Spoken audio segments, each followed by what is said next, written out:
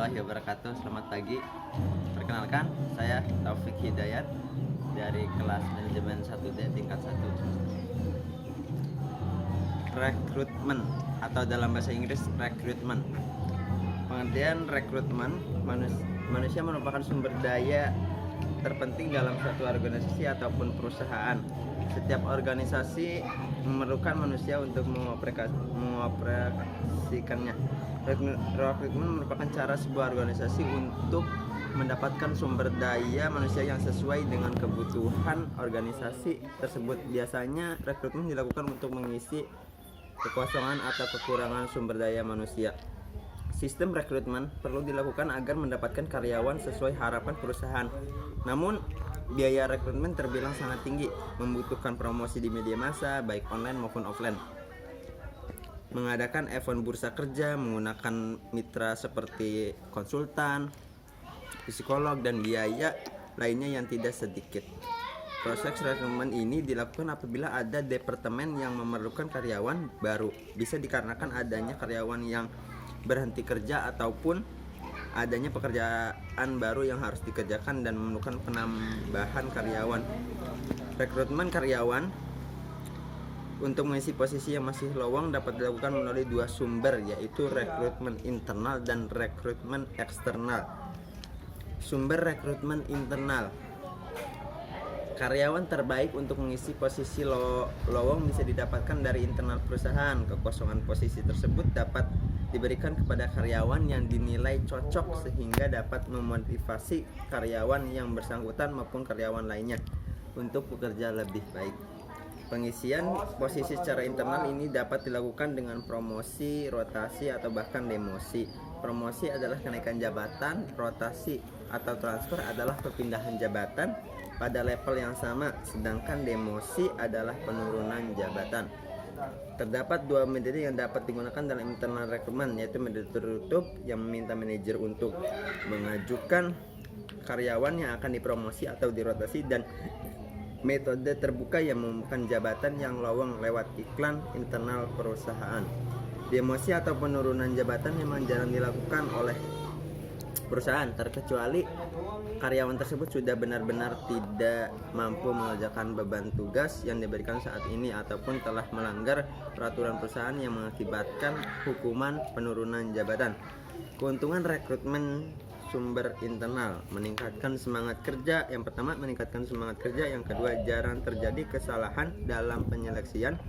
Yang ketiga, mendorong kesetiaan karyawan terhadap perusahaan. Tidak terburu-buru, gegabah dalam pengambilan keputusan. Yang kelima, biaya pelatihan lebih hemat. Yang keenam, mendorong pengembangan diri pada karyawan. Kelemahan rekrutmen sumber internal: ada kemungkinan tidak cukupnya jumlah orang yang kualifikasi dalam perusahaan. Umumnya senioritas merupakan salah satu pertimbangan dalam promosi, sehingga karyawan yang benar-benar mampu tidak memiliki kesempatan untuk mengisi posisi yang lowong. Orang-orang yang lebih mampu dari eksternal tidak diberikan kesempatan untuk bergabung dengan perusahaan. Untuk posisi yang memerlukan kreatif dan inovatif, sumber rekrutmen internal ini sulit untuk mendapatkan karyawan yang sesuai. Dan yang kedua, sumber rekrutmen eksternal. Rekrutmen eksternal adalah rekrutmen perusahaan yang berasal dari luar lingkungan perusahaan. Semua perusahaan memerlukan perekrutmen dari lingkungan eksternal apabila tidak ada karyawan dalam internal perusahaan yang cocok untuk mengisi posisi yang dibutuhkan. Rekrutmen eksternal juga diperlukan jika suatu perusahaan ekspansi bisnis yang menyebabkan kebutuhan tenaga kerja meningkat. Lingkungan eksternal perusahaan yang dimaksud tersebut dapat berupa perusahaan penyedia tenaga kerja, masyarakat umum, lembaga pendidikan, dan lembaga pemerintahan.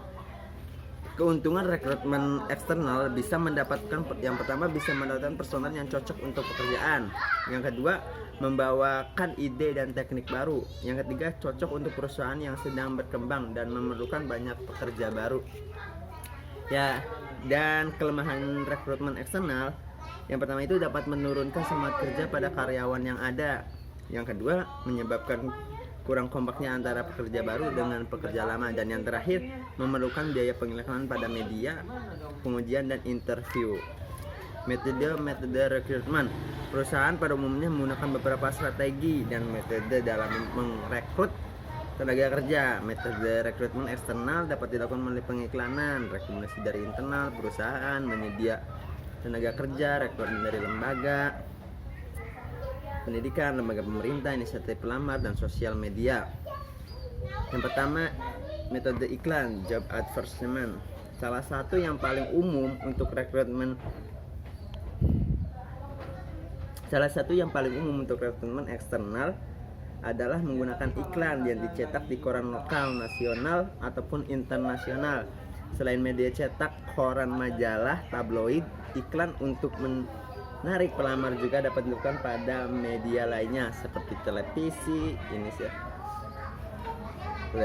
radio, website, dan media sosial seperti Facebook dan Twitter. Yang kedua, rekomendasi dari internal perusahaan. Pada saat melakukan rekrutmen dari luar, manajemen perusahaan dapat mengumumkan kepada karyawannya untuk memberikan rekomendasi. Karyawan perusahaan yang bersangkutan dapat mengajukan anggota keluarganya, teman-temannya, atau kenalannya yang cocok untuk mengisi posisi yang lowongan tersebut. Yang ketiga, perusahaan penyedia tenaga kerja, employment and recruitment agency. Perusahaan yang memerlukan tenaga kerja kadang-kadang juga menggunakan jasa agen atau perusahaan penyedia tenaga kerja untuk mengisi posisi yang lowong. Agen penyedia tenaga kerja pada umumnya akan mencari dan melakukan penyeleksian awal terhadap pelamar kerja sebelum menyerahkan pelamar yang bersangkutan ke perusahaan yang memintanya. Selanjutnya, 4. Lembaga pendidikan. Pada kasus-kasus tertentu, perusahaan yang memerlukan tenaga kerja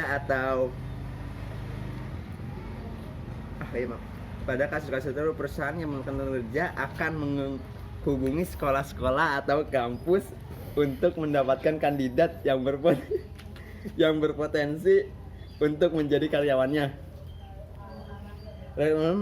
Rekrutmen melalui lembaga pendidikan ini biasanya hanya mendapat tenaga kerja yang kurang berpengalaman dalam bekerja karena mereka baru akan dijadikan karyawan setelah tamat dari sekolahnya. Namun ada juga sekolah yang memiliki kontak dengan alumninya sehingga berkesempatan untuk mendapatkan pelamar-pelamar yang memang sudah berpengalaman pada bidang yang diinginkan. Yang kelima, lembaga-lembaga pemerintahan, government job center.